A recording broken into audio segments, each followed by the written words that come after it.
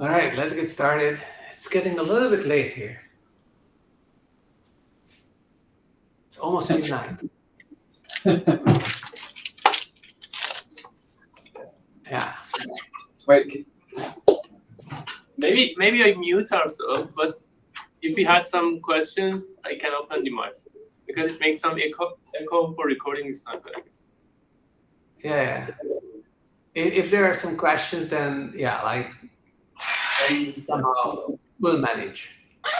Yeah. Okay. You can, click the button, raise the hand, or something. How was last week? Good. Good. The presenters were great. Yeah. Good. We don't know. Not much about Transformers, but it was good. Okay. The other thing is that, we need to get on the top of scheduling all the upcoming talks, but I guess I ended up volunteering for giving 2 more talks next week, 2 more lectures. So that's what's going to happen. Let's see how that goes. But today we're going to talk about this topic of learning to reason. So let's get started. Okay? All right. So this is, good? Yeah, let's go. All right. So this is about this paper that we wrote with a bunch of colleagues at DeepMind. Beyond statistical learning, exact learning is essential for general intelligence, but and I also have some presentation I gave at a workshop, which is a little bit more formal, but maybe I will just use a few of the things from here, from the presentation, not really the whole presentation. And I will write on my iPad for most of the time. The structure is going to be, first we talk about the problem to be solved. Hopefully we'll arrive at some kind of satisfactory definition, but we have to work on that a little bit. And then we talk about, evidence that this problem is hard, and then we're gonna cover a formal hardness result for something that's related, relevant, and that's the plan. All right, so let's get to it. So first, on the problem. So what does it mean to reason first? Well, you can read dictionary definitions and whatnot. I'm going to restrict my attention in this lecture on deductive reasoning, which Roshan was talking about coincidentally at the group meeting a bit earlier. So this is when you are using some formal processes to derive some conclusions from some existing or initial propositions using formal rules. And you can formalize deductive reasoning in a very formal way, and mathematicians have been doing that. And that's kind of at the core, at the heart of the issue.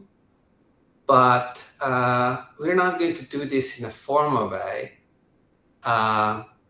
And we're not going to demand that everything is written down on a strict formalism. But we would be interested in, or we are interested in, the form of reasoning that people are doing when they are solving math problems. So this is also a form of deductive reasoning. It supposedly follows the same set of logic rules, like all these formal systems that describes what mathematicians do are equivalent to each other, but we will not go into the formal things, but rather want to have these machines, these LLMs, these algorithms, to be able to do the same thing as what humans can do, which is that you read a piece of text which is about math, and then you derive your conclusions and you can answer questions which are well formed. And so here is an example, for example, on the screen. So you would have in this setting a query, and the query could be something like, well, this is a pretty complicated one. What is the least odd number whose number of divisors is an odd number whose number of divisors is an even number whose number of divisors is an odd number? Believe or not, this is a well-defined question that you can try to answer by knowing what you know about numbers. So the background information that you would be using in this case is the Peano axioms. But what's important about the questions like this is that pretty much everyone agrees on that this question has a well-defined answer to it, which will be a number, odd number, and so forth. Okay, so what's the next example? So this is a little bit different. So in this example, we're moving a little bit further away from the realm of pure math. So you could have a lot of pure math examples, and people love those that are phrased with natural language, and the LLMs are tested on them regularly. But here's another example that I would say is an example of a question where you have to use reasoning, deductive reasoning. So in this case, the question is, what is the latest time I can submit a paper to archive to ensure it is public by blah, blah, blah. Monday afternoon, local time in France, I'm in the UK. So this was written this query when I was given a talk, obviously, in France on Monday afternoon, and I was in the UK. And I was wondering whether what would be this time, and you expect the models to be able to answer this query. Of course, they need some background information, but given that background information, if that information is correct, you expect them to be able to give you a correct answer. Lo and behold, I guess both of the previous example and this example are such that the models are failing on them left and right. They shouldn't. These are simple things. Here is a different example. So here the difficulty is going to be a little bit different. And this is also a real-world example that I had this problem. So you have a database of reviewers listing their areas of expertise. There's a paper that touches some areas, and you want to know who would be suitable reviewers. And this is also a reasoning problem. And here is a non-example, which I would say goes a little bit beyond of what in the narrow definition I want to use, which includes the previous examples. It's not that narrow, but it's somewhat narrow. I would rule out playful puzzles like this one. So in this one, you were asked, how do you get 8 slices from a pizza with 3 straight cuts without moving the pieces? And if you know this puzzle, then this is just, okay, so the background is of course geometry, but the trick is that you should imagine that the piece is actually three-dimensional, so you can, like, it's a cylinder, so you can slice it this way, like horizontally, and then it's an obvious problem, but if you don't get that, so it's kind of like a trick question.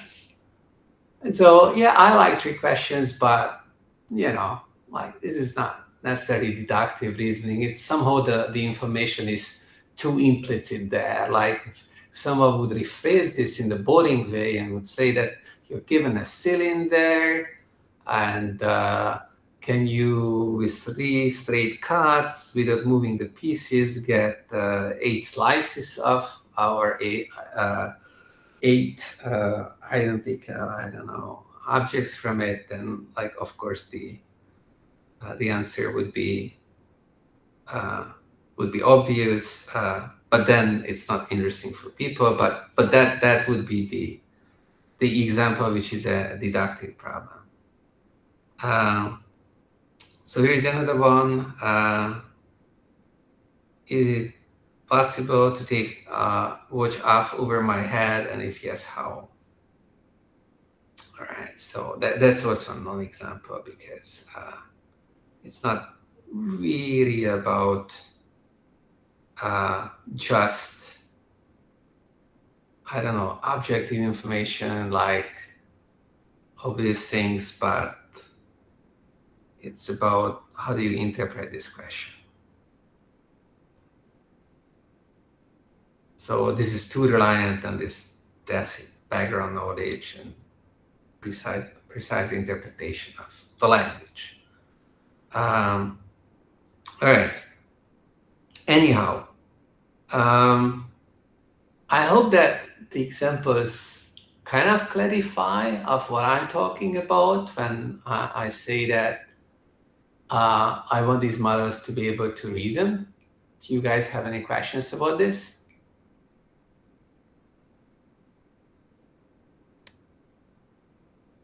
You could ask, like, why don't you formally define it? Yeah, go ahead. Actually, we don't have it, seems that. Huh? It seems that we don't have any questions. No questions. Okay. All right. Yeah. So the formal definition would look something like this that I had on the very first slide here. So you have all natural language texts, and then a subset of that is the set of well-formed problems.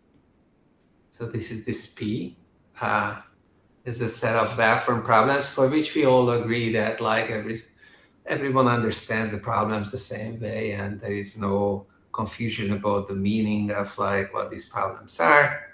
And the answers are, sometimes a question has multiple answers, so maybe you have a multi-valued mapping, mapping all well-formed problems to sentences of the language, and there should be some answers. So this would be, the definition of reasoning, if or like the definition I would want to use. So, and then we could say that, okay, a model, like, when is it correct, or when does it solve this problem? Then you would say that, oh, well, okay, it solves this problem if for all of these well-formed problems, if you take any such problem P, and you have a model that takes some sentence on the language of interest, it responds with some sentences, whatever it responds with is a correct answer. And the goal is to come up with this map.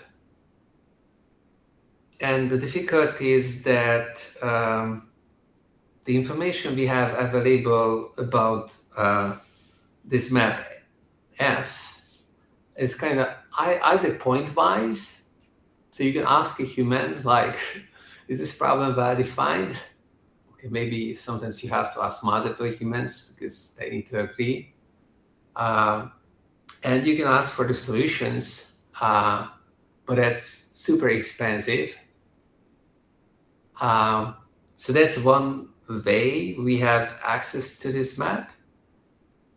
First, you should be convinced that, well, such a map exists, like it's kind of well defined, and I'm not really well defining it, but I hope that you're convinced that it's well defined. You could say that if you restrict this even further, not to just well-formed problems, but like using some formalism well-formed problems, then definitely on some core set of much smaller set of problems, something like this is well defined. But I hope that there is no controversy about this. So that's the problem, that we don't have a description of this map. We can't write a program that implements this map. So we want to learn this map by feeding the learning algorithms with whatever we feed them with, as usual.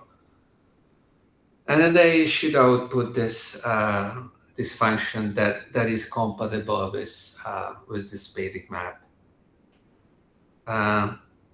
So the reason we need to use learning, and we want to use learning, is just because language is so flexible. There's so many ways to express the problems, and the rules of language are really elusive. This flexibility makes all the approaches but learning not really successful, as we have seen in the past. So Sorry, I have a question. Here, the small p is like a sentence, right? Yeah, it's like a query. It's I the see. examples that we're following. This would be small p here. Right. And f of p is a subset? Yeah, because maybe there's multiple correct answers, because you can write that the answer to your question is 32, or you just write 32 or whatever, right? Like, Yeah. So what is multi-valued? Actually, what is the definition of that's multi-valued? multi-value. That's the images are sets of sentences, Okay, yeah. right?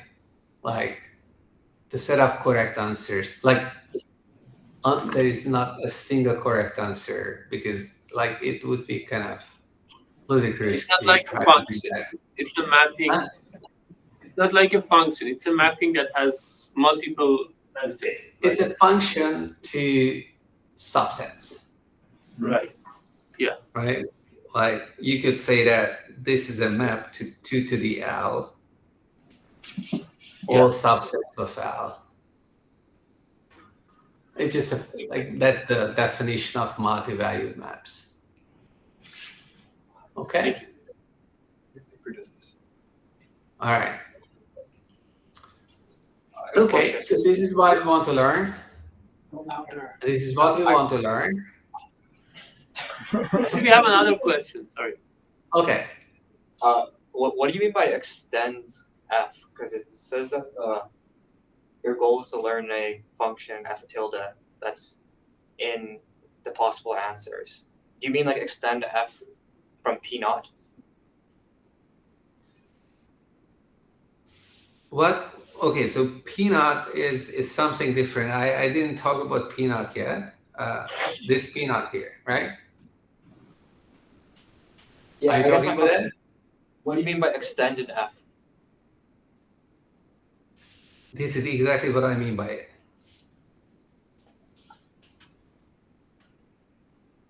Maybe I should not use the word extend if that confuses you.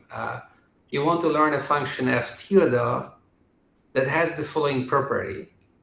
For every problem, whatever that function gives you, is a correct answer. What is a correct answer? Anything that's in the set f of p. Okay? Yeah. Clear? Yeah. Yeah, clear. Yeah. All right. Okay. Maybe it should be restricts actually, or whatever. Yeah. Yeah, about this peanut. So the peanut for the learning problem is that somehow you come up with a subset of all the phone problems, and then you collect them or you generate them. You can write some program that generates natural language text of examples of from problems together with maybe answers, and for those you have answers, maybe not all possible answers, but examples of answers, and this is the type of access you can have.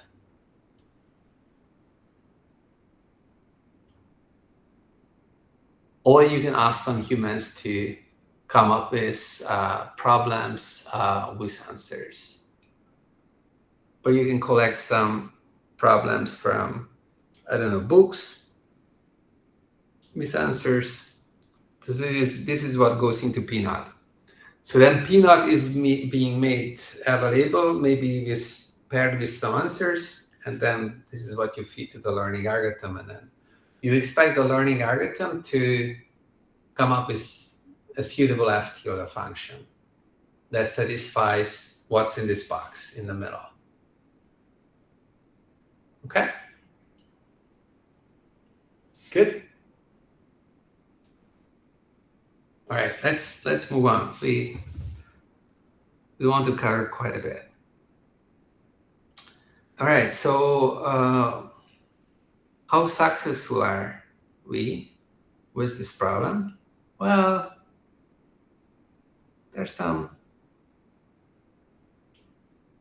progress. So people, have various graphs, various benchmarks. I don't know, these are science questions, and then like higher numbers are better. And supposedly expert human level is here, and there's dates, and then you have different organizations, models, and then the trend is going up.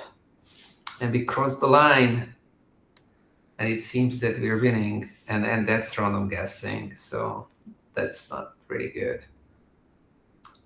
So what you can see here that is that progress was really, really fast, right? So we're talking about 2023 or 2024. You're way below in the bottom, and then here you're pretty good, beyond expert human level, supposedly. So this is another graph, very similar. So this is so this was the data set was this GPQA diameter accuracy. I don't know. These are science questions. Maybe reasoning, yeah, and some knowledge questions, but maybe more knowledge than reasoning. But you could say that some reasoning aspects are being tested there. So this one is pass one accuracy on math questions, high school competition math questions, and again trend is up. This is 100%. We're almost there, right? Like this model here is pretty close, and maybe today, because this was only, I don't know, mid 2025, we already saturated maybe this high school competition math problem benchmark, and so on and so forth. So these was just two examples. All right. but not everything is so shiny. There's some problems. So lots of people are documenting that these models are also failing on elementary word problems, simple ciphers, planning, scheduling, rule learning, and so on and so forth. So lots of examples of failures. The question is, what's the reason? I guess I'm gonna skip this. This is just like a long way to say that we're training these models on some distributions of examples. Well, we shouldn't even say that. Like, just some examples that were collected and created in certain ways. And then we are expecting them to be able to solve any of the problems. So if we go back to the very beginning, my definition of what it means to learn to reason was not saying that on some distribution it should work. It said that on all well-formed problems it should work. And, well, you might question whether that's a reasonable definition or not, but I guess the history of computer science being that, like, if you have some well-defined problem, then you want algorithms which are correct, right? You don't really want algorithms because, like, algorithms which are not always correct are highly problematic, right? Like, it's really hard to control the errors. It's hard to know what's going to happen. You might try to argue that, well, okay, statistically, if on 99.9% of the problems something works well, then it's practically perfect, and that extra 0.1% doesn't really matter. In some applications, that might be the case, and sometimes it's acceptable to have some small error rates. Nothing is perfect. There is one problem with this reasoning, which is that this would work for me if we had a well-defined distribution of problems. So, like in some science applications, you're collecting data in a certain way that comes with a certain distribution of the data. And then you're testing on that distribution, and if you have good results in the distribution in the future, the data will be generated in the same way from the distribution. It's perfectly fine, acceptable. But if that distribution is imaginary, it's not a real thing, because we don't have access to these distributions, because we just want these things to work on anything that we throw at it, then these numbers that tell you that, on my benchmark, performance is 99.9% high, doesn't mean much, right? Because the benchmarks are leaving big holes, right? Like, these distributions in this high, like, these spaces in the language space is really extremely high dimensional. The problem space, highly combinatorially structured, really, really big spaces. Almost all the distributions are sort of orthogonal to each other. So you collect data with whatever method, and I collect data with my method. There is very little chance that there will be much overlap between these distributions. So measuring 99.9% accuracy on one distribution doesn't mean much. You can measure progress against those distributions, fine. But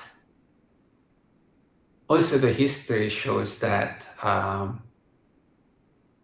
people come up with new benchmarks. On those benchmarks, and people would say things like, oh, that was not covered in training examples and whatnot. Well, but fact is, on this, new benchmarks, the models are failing. Humans wouldn't fail. Humans don't fail systematically on these problems. That's not the case. It's not like that, like if you're comparing models to humans, that the models would be almost there because on the high school problems, they are beyond the best high school students. Not really. So the models systematically fail on simple problems which are somehow are too elusive for the models to work well on. And so this raises the question, okay, what is happening here? Why is this happening? And so in this, today, we're kind of trying to find some simple answers to this question that point us into some directions of what could be wrong with the way we are approaching things. All right. So for this, we have to go back to this definition that's on this slide. So here, the key of this definition is that it says for all. So when you say that, like for every single input, the answer has to be correct. That's the demand. That's what we want. That has been called historically in machine learning the goal of exact learning. So in exact learning, this is the goal.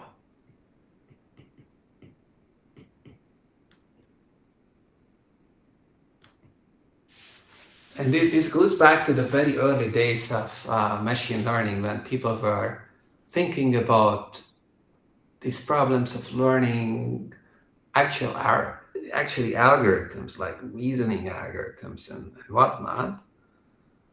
And if you're thinking about that the machine should learn an algorithm, like learning to add numbers or comparing numbers or something like that, then it's very, very natural not to stop and say that, like, I'm 60% correct, 70%, it's already pretty great. Like, no, like that's not the algorithm I wanted to teach the learner.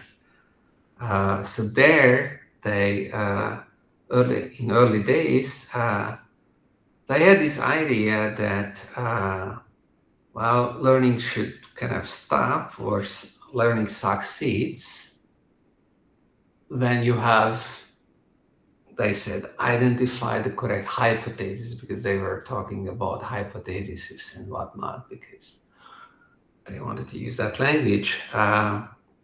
But it's basically, you have a bunch of functions. It has the learner has to choose from, and it chooses some function. It should choose the correct function. In our case, there are multiple correct answers, but that's also fine. That can also be part of exact learning. So now talking a little bit about exact learning. All right, so we have covered the problem. We have covered some evidence that this is hard. And then we are working towards this formal hardness result. So let's talk about exact learning, the way it was done historically.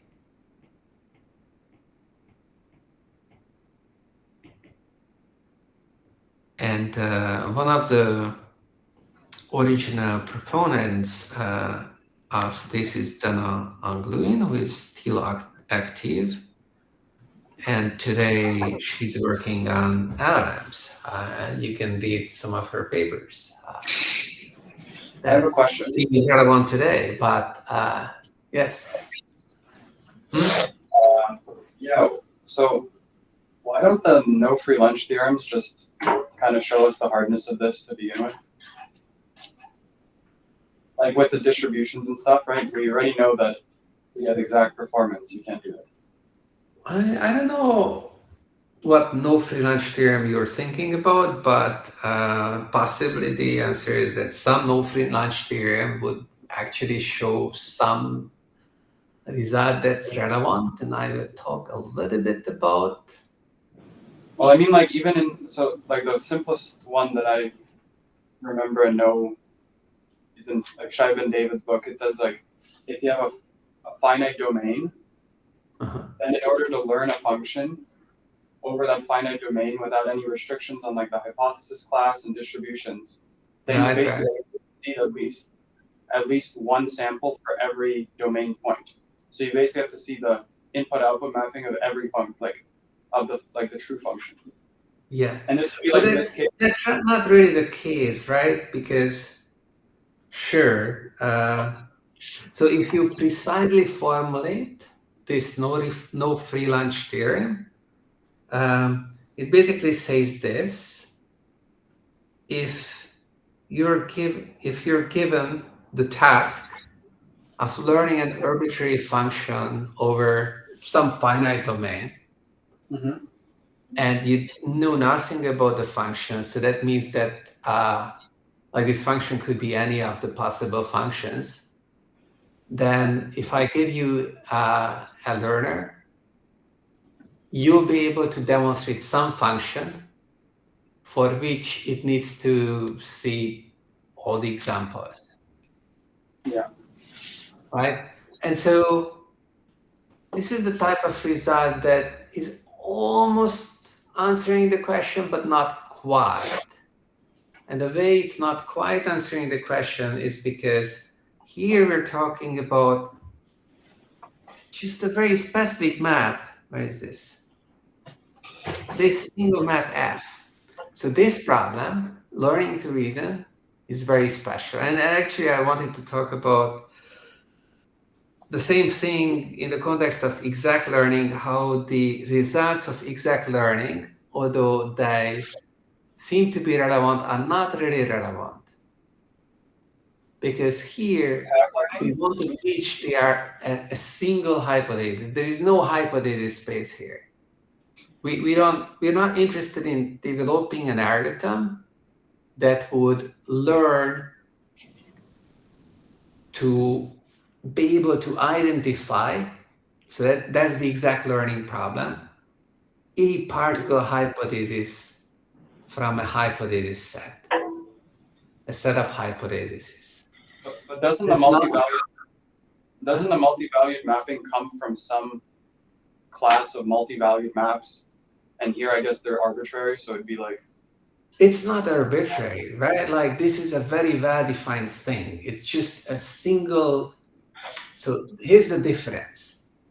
Here you want to teach a single hypothesis. There's no hypothesis space. There's no other hypothesis that you're interested in. Wait, like I mean, in the normal like pack learning or stuff, like you have a hypothesis plot, and the labeling function. You don't have a hypothesis in this problem. I never defined any hypothesis class. I don't want a learner that is able to identify a hypothesis from that hypothesis class. Yeah, but what I'm I want arguing a learner that can do one thing. It's a very specialized learner. I want a ultra specialized learner that can learn to reason. I don't want a learner that can learn to, I don't know, like identify any algorithm, like from this set or that set, or run this language or that language or whatnot. No. I just want this single thing. Oh, wait. And it's not obvious. Yeah. Let me frame it like more precisely how I was thinking. So like let's say our multi-valued mapping is not like it's not multi-valued, but it is just a mapping to an element of L. So that's like a subset of this problem. So that's at least as hard. Or sorry, it can't be harder. And then implicitly, I'm understanding this as you allow any mapping from P or Like No, ballpark I don't values. allow any mapping. Like, why would I allow any mapping? I don't But care. But I this don't multi care. No. Okay.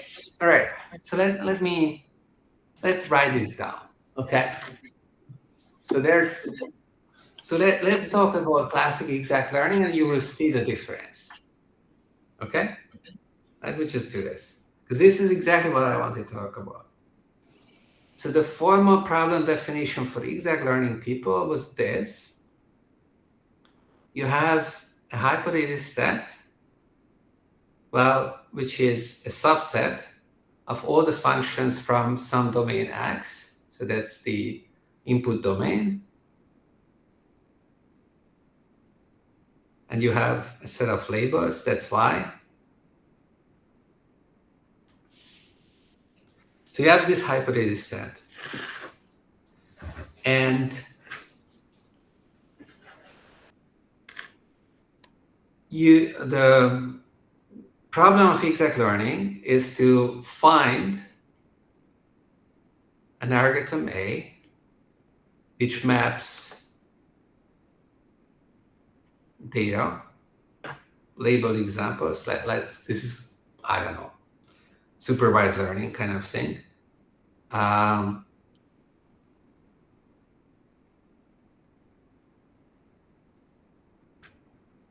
Label examples to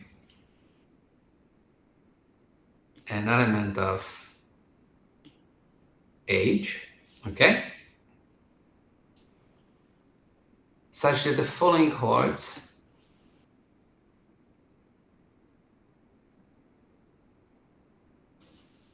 Well, if age is returned,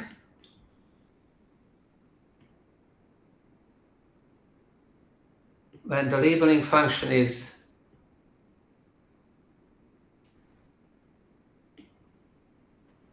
by age star, it succeeds when age is age star. And here age star comes from age, and it's any function. And you're asking the question, what is the cost of doing this? So the cost for a target hypothesis and the algorithm A is, all right, so what can the algorithm do? So let me give you some more bits about this. So in exact learning, the algorithm can do two things. It's kind of active learning. One thing is it can ask an equivalence query.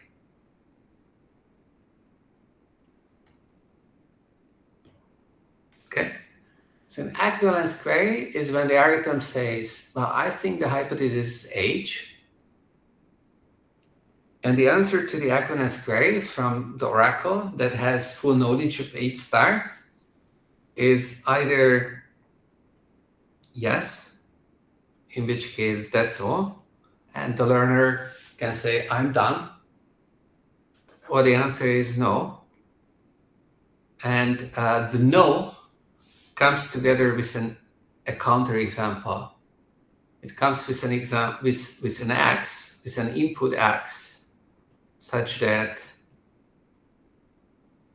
so the equivalence query is age equal to age star, and this is an example x, such that they are not equal. So the answer is yes when age is equals to age star, of course, and when age is not equal to age star, then of course there has to be an example, at least one example on which they are not equal. And then the oracle should provide such an example to the learner. This is the protocol of interaction with the equivalence queries. And then the other type of query is the membership query.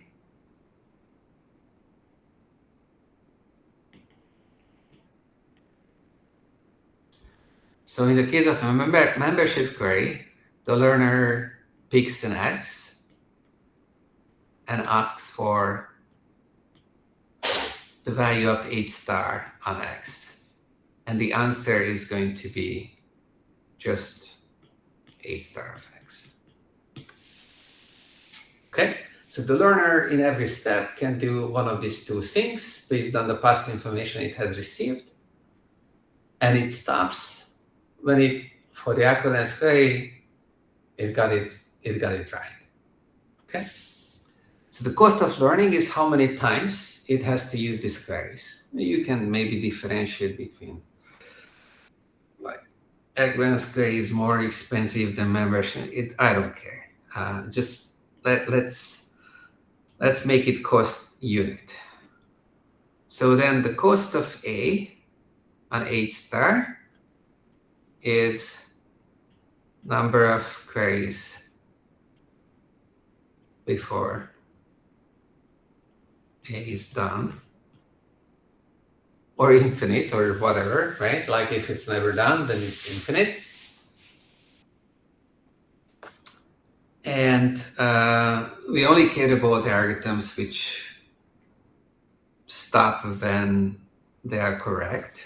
And then in exact learning, the question people ask is, what is the cost of learning H, which is defined as take all the possible algorithms and take that algorithm that minimizes the cost over the worst hypothesis. Okay?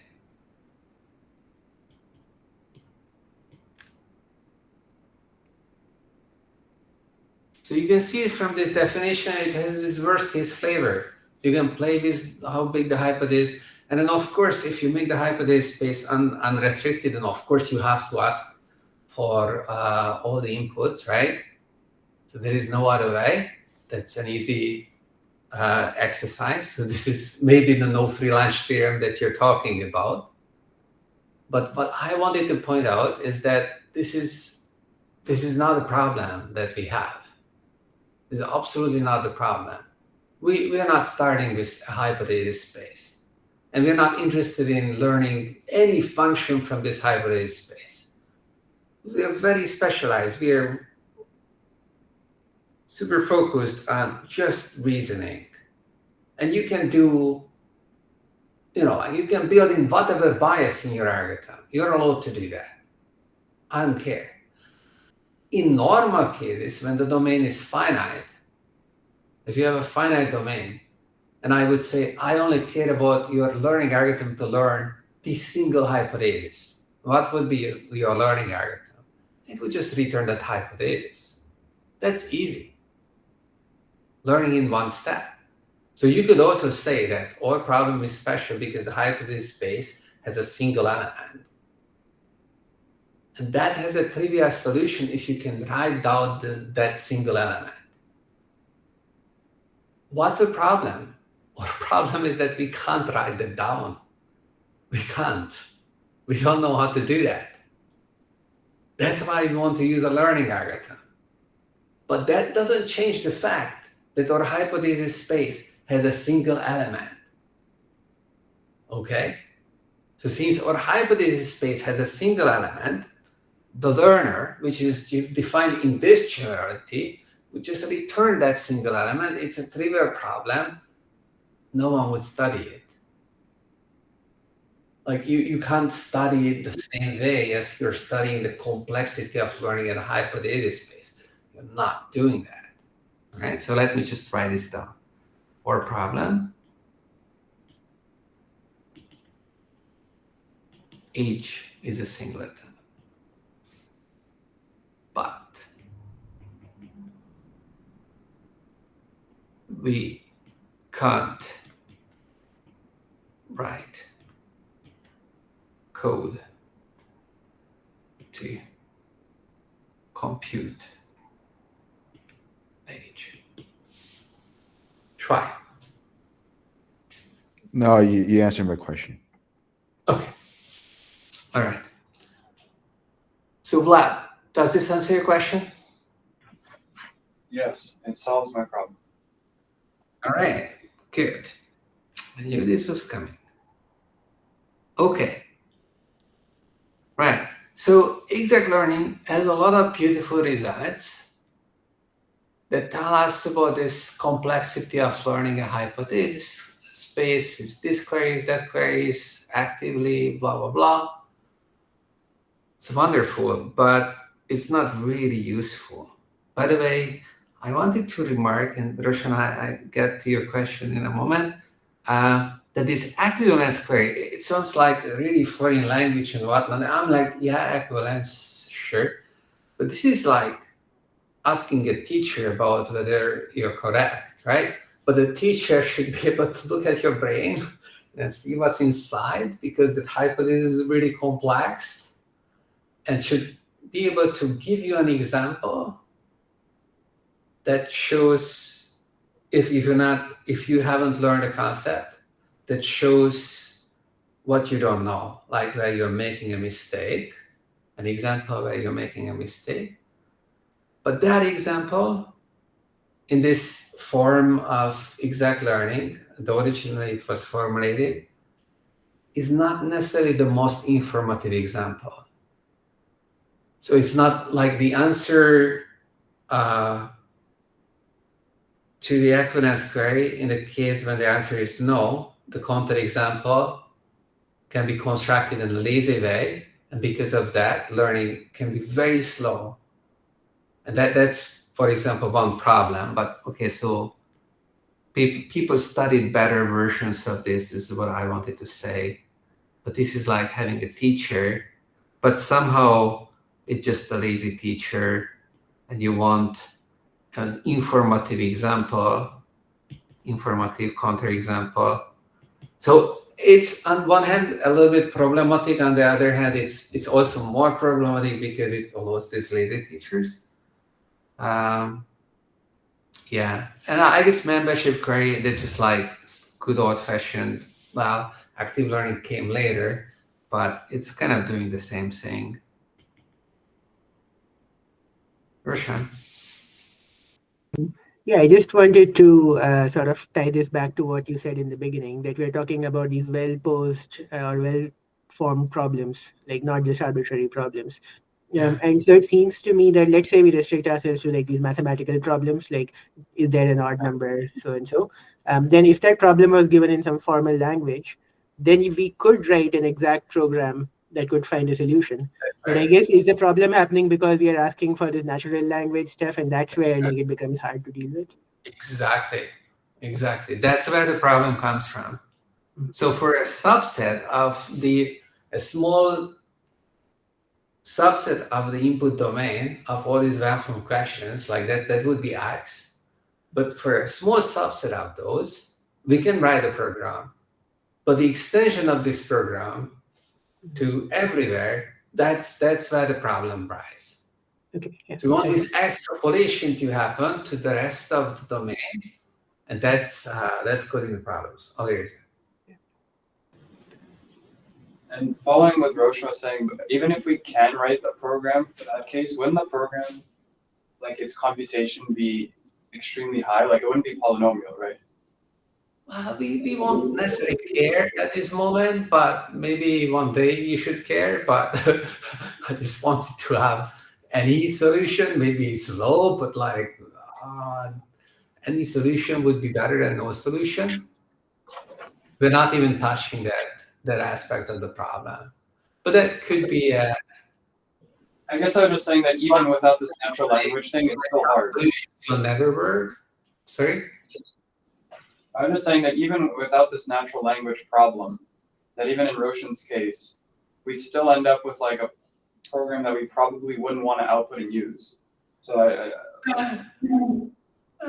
yeah, maybe. I'm not necessarily a big.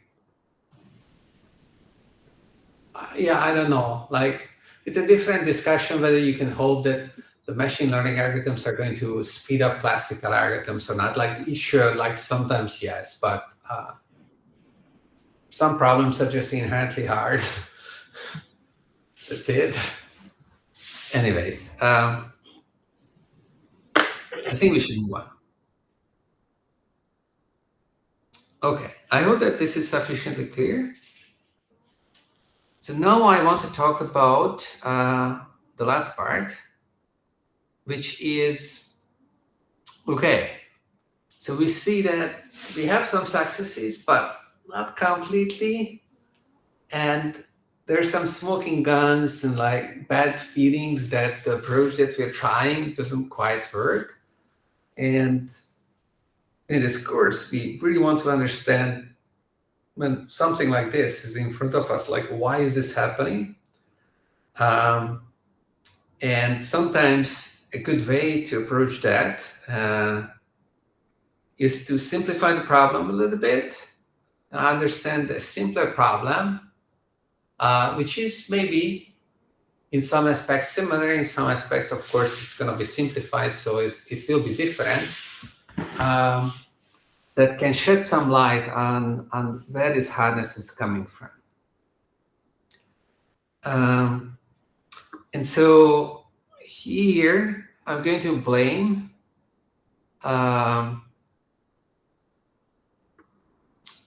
if I'm going to put the blame mostly on using statistical learning.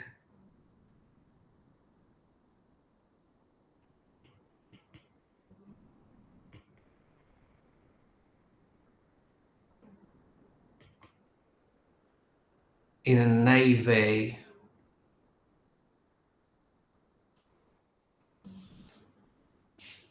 By which I mean is that you take a distribution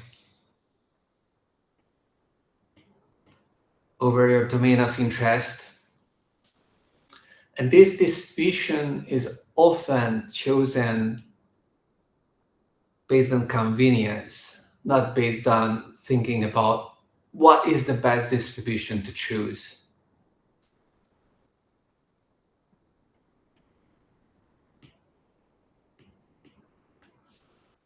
And then you generate examples from row in an ID fashion, and then you label them. You have your hypothesis. Maybe, okay, simplifying things. Well, do I need that? Yeah. We are already talking about just like these labeling functions. So I will have an X and I will have a Y, and my function H star is mapping X to Y. And so we'll have the labels. So these guys form my data. This is my data D. This is an element of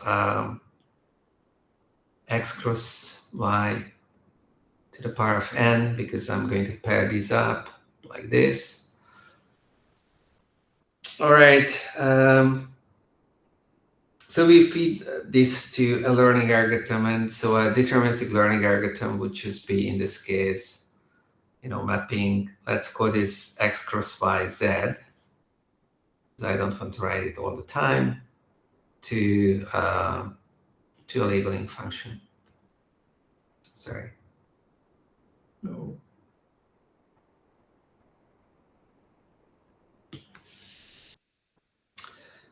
Okay, so this would be statistical learning. And yeah.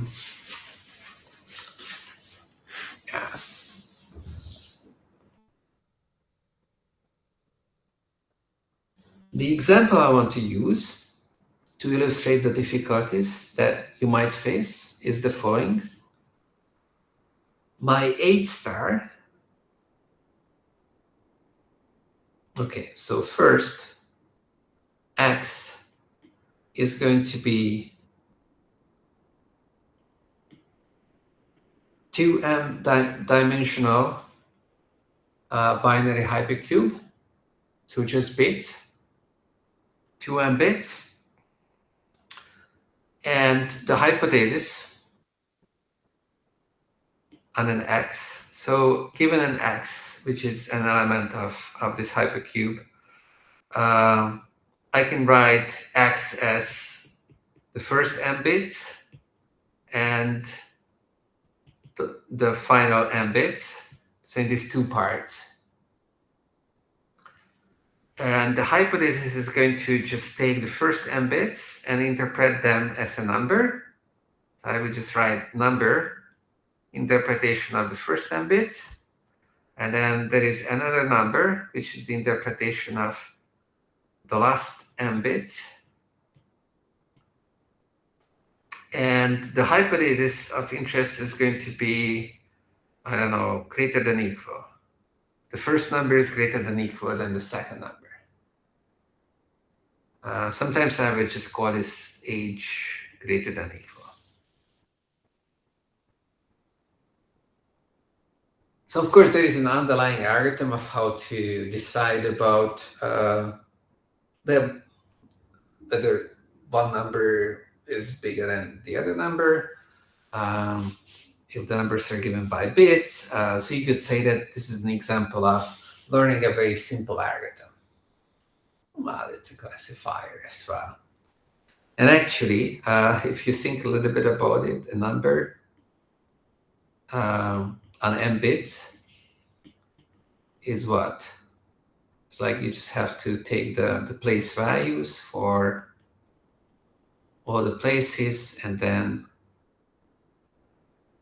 you have to sum up the right place values multiplied with the digits. The binary digits, so these are the numbers, and so if you plug this in here, and you plug this in here as well, you will rearrange, subtract, and you will see that h star of x is the same thing as the sum of xi plus 1 minus xi plus m plus 1 greater than equal to 0, right? Which is a good old friend. This is a linear classifier, which you have probably heard about.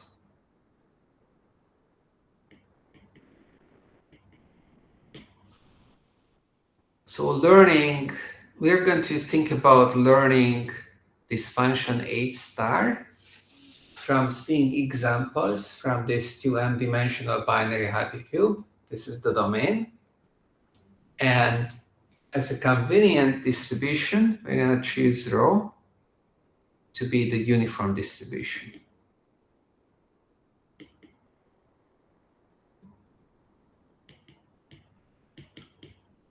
Which means that every bit is equally probable. You flip a coin, that decides whether first bit 0 or 1, flip coin again, second bit, and so on and so forth, up to all the 2m bits. Very simple.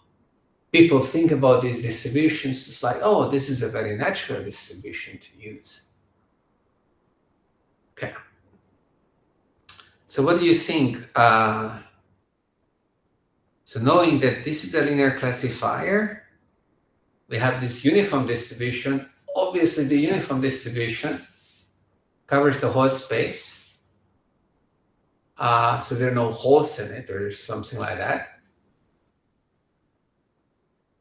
If you take a learner, like, I don't know, take your favorite learner, what should it be? Perceptron, or Perceptron could learn this, right? It's a linear classifier. Why not? Or you could take, I don't know, super vector machine. It's like a more advanced version of it. Yes, try. Maybe a dumb question, like for this problem, like shouldn't only the nth bit and the 2mth bit matter, like because it is like 2 to the ith. So that if the biggest bit is 1, then no matter what you have in the previous ones, it won't surpass the value of the Yeah, biggest bit. sure. So effectively, you only have to care about two bits, right?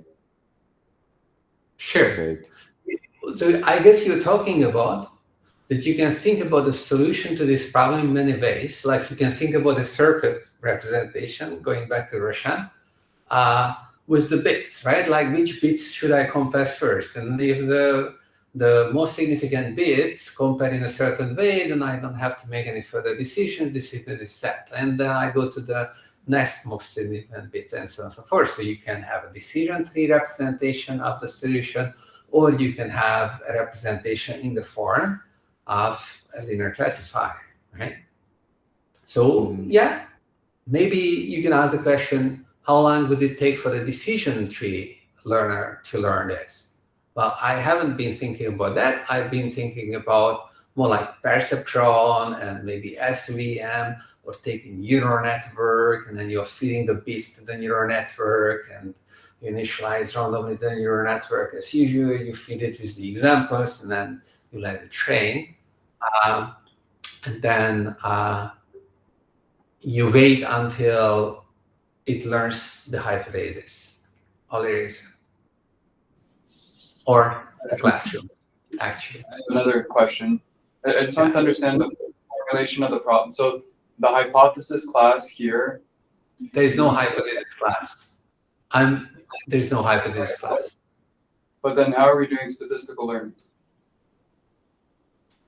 You don't need a hypothesis class to be named to do statistical learning. You can just run your algorithm.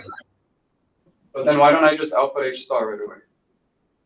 No, you're running your algorithm. Like I'm asking the question, like people love gradient descent with neural networks. I'm asking the question, how long will gradient descent with neural network, I don't know, cross entropy loss or you name your loss, take? But then that's The question I'm asking in this case is obviously not for you to design an algorithm that learns H star, because we can write a code for H star. no, but I'm saying so the way I could have the perfect learner that needs no examples. Yeah, but the way you said with gradient descent and stuff, that But means you chose like if you're doing gradient descent on some model class, then you've chosen the hypothesis class to be like the whatever linear. that's what everyone wants you to think. You're not actually doing that ever. That's what the textbook sort of makes you think, but that's an incorrect way to think about these things, by the way. It's just one way to think. No. So that is the problem, that if someone is interested in learning to identify any function in a hypothesis class, that's a valid problem. We don't have that problem. Often we don't have that problem. Nevertheless, in learning theory, people love to study that problem because that problem is interesting. It's not because people actually do have that problem. It's just because that problem is just like so curious. You kind of have the problem here. It's like you're like, I know that, this thing is like a linear classifier or something like that. And then it's like, okay, I'm going to try to find the linear classifier that you're talking about. I'm just yeah. With that, I'm just saying that you could take even a linear classifier that defines a hypothesis class. You're correct on that. Mm-hmm. Could learn this because it has the representation part. Yeah. I only use that for that purpose, not for anything else. But we can try to learn this with an MLP. Yeah. Right? Okay. So, all right. Long story short, the result is going to be that for all these learners that I mentioned,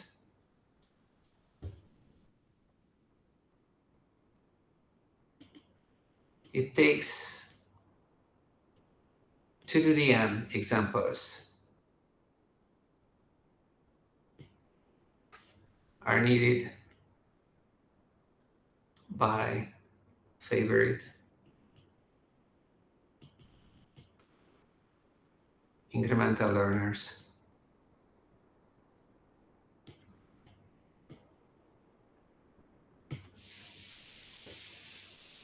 Seems quite surprising to me. And like I was running these things, like first I was running experiments for actually with other linear classifiers and not for every linear classifier you're gonna find that you need this many examples. So basically this is almost the size of the domain. Okay, it's the square root of the size of the domain, right? Like it's not quite the size of the domain. The size of the domain is 2 to the 2 to the m, so it's the square of this.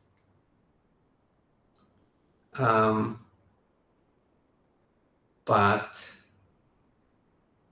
with this particular example, you're gonna need this many examples. So it's very slow, extremely slow. This just means that like if you have many bits, it will never happen. Yeah. I guess you're gonna define this incremental learning thing, but from like in statistical learning theory, it'll tell you that you don't need this much data, right? Like if you That's just have right. a- That's right. Okay. I should finish. To identify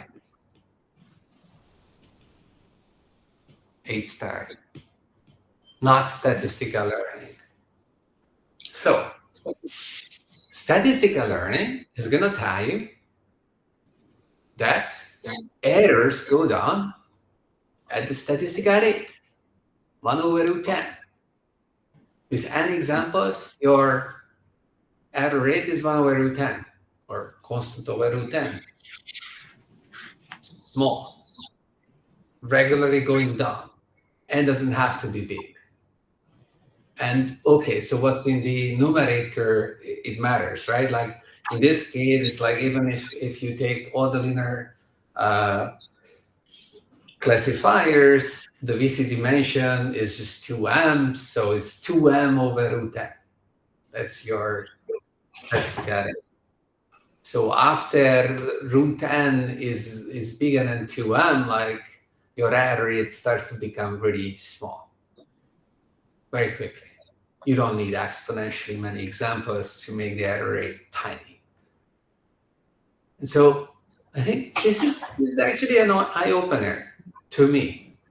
This shows how exactly learning something, while you can statistically learn it very efficiently, can be very hard, right? So we don't know whether statistical learning with neural networks is going to be efficient, but if you take, the perceptron algorithm, max margin, whatever, right? Like any consistent learner, actually, that's what any ERM learner is going to do it efficiently in a statistical sense, but not in this exact learning sense, right?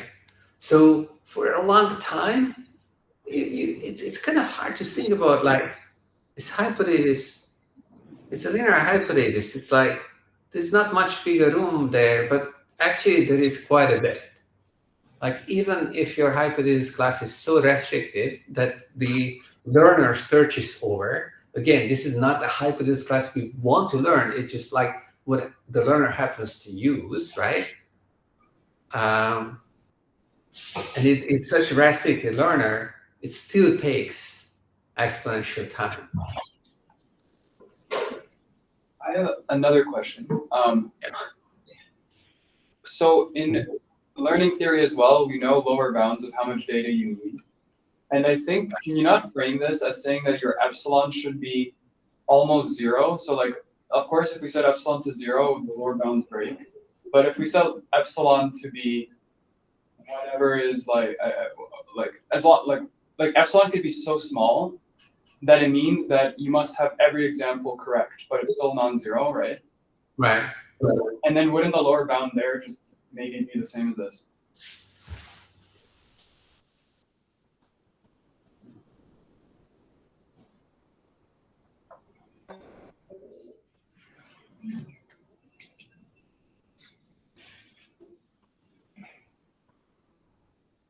The lower bounds in learning are for something similar to what's here. It's for a quantity like this. It's like a Yeah. minimax lower bound. That's not the lower bound we're after. What I'm telling you is not complexity of a hypothesis space. That like in this hypothesis, I can find some hypothesis that's really hard to learn for any learner. No, that's not the result I'm talking about. What I'm telling you is that you take your learner, okay, it has to satisfy certain properties, and on this hypothesis, on this single hypothesis, it's gonna take a lot of time. It's a very different result. That's true. But I guess the the lower bound construction would be kind of similar. It'd give you like No, it's just not. Is it something This like lower we bound don't? is much stronger. This lower bound is much stronger, right? Like, because I can point to a single hypothesis on which the learner, okay, so it's stronger on one hand and weaker on another hand. It's stronger, and that I can point to a single hypothesis on which learning is going to be very slow. yeah. Whereas the usual result, it just says that, well, there is some hypothesis on which learning has to be slow. Because, of course, those lower bounds are against general learners. And here, I'm only proving this lower bound against very specific learners. Yeah. Okay, so what are these learners? Well, we're kind of running out of time. But these are the learners that satisfy certain symmetries. So these are equivariant, equivariant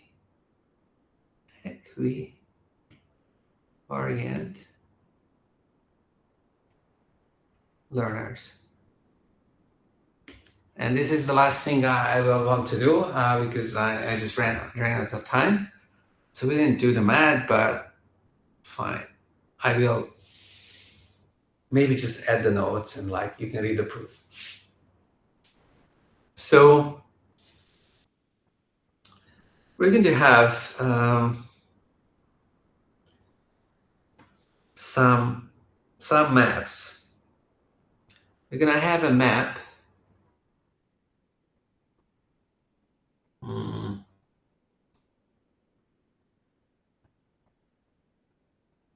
from X to X.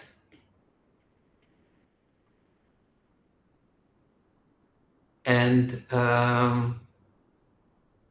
in this case, the map is going to do the following thing. X has 2m components, and it just flips all the bits. Okay. There is another map that maps the y's. So in our case, X is 0, 1 to the 2 to the m, and y is just 0, 1. So here this flips the bit as well. And from this, we also derive a way of mapping functions. So if h is a function from x to y, then you can view h as its graph, right? So this is kind of equivalent to just having x, like all these points.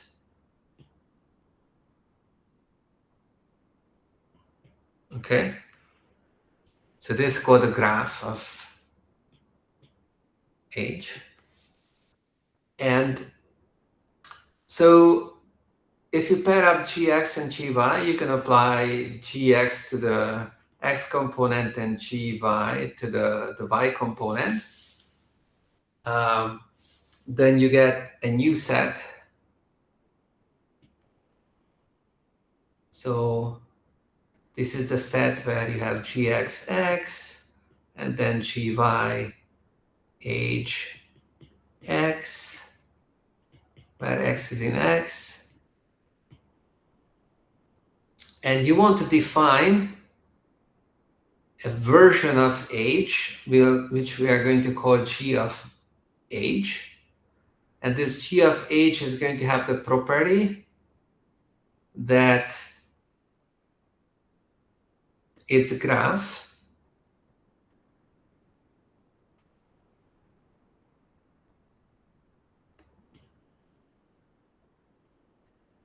is the same as the graph as this thing here that we were getting by applying gx and gy to the respective components. All right. So this is the definition of g of h. This is the definition. And okay, so now we have a way of mapping hypothesis, and then if you have a learner that maps a data set to a hypothesis, then you can, this is a hypothesis, right? So this is an age. You can apply g to it, and you call the learner equivariant if you can move g inside. So if it commutes with the action of g. So here g is just applying. So g maps z to z by taking an xy from z and mapping it to gxx and gy y. And if you have in D, so D itself is an element of Z of n, so it has n components. So applying G to it, so D is Z1, Zn. So when you apply G to it, you like by definition, you just apply it to all the components. All right. So this is called equivariance.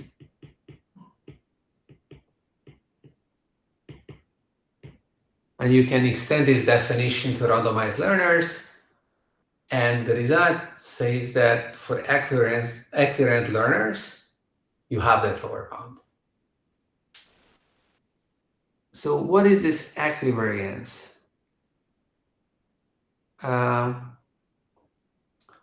So the learners kind of do not assign a specific meaning to the bits, right? Like the bit 0 and the bit 1, either in the input and the output, are treated identically. If you have a learner that does that, then it's equivariant. This is the meaning of it. And if you think about it, just a moment. If you have, like either the perceptron or you have, I don't know, the max machine learner SVM or whatnot, or you have a multilayer perceptron and it's initialized in a symmetric way and it's trained with gradient descent. It's not treating the individual bits like whether it's 0 or 1. Like it doesn't assign any specific meaning to it, or like it doesn't treat like that. It treats them symmetrically, so it's gonna be accurate. Try. So here, the algorithm actually are in a sort of hypothesis class, like like you're learning Yeah, from some the algorithm type of has, algorithm. yes, that's kind of the story, that the algorithm itself, once you choose an algorithm, it's somehow, it is flexible in certain ways, and the ways it's flexible can be used against it in a lower bound construction. I see. Yeah. Well, So that's the exactly accurate what happened. variance, yeah, Yeah, the go ahead. accurate variance class sounds like a smart algorithm actually. Like basically, you don't really care about the 0 or 1. You just care about care Should about the not. information behind it. Yeah, we probably want these properties to hold. So these look really innocent. Like you wouldn't even probably like an algorithm that is not equivalent in terms of like how it treats the inputs, whether it treats them symmetrically or not. Like if it started to not to treat them symmetrically, it would be like, okay, like it's not doing its job right. But this is because, like, okay, so in this specific context, of course, we could have easily learner, which is not equivalent, which would defeat the lower bound, this lower bound, which just returns H star.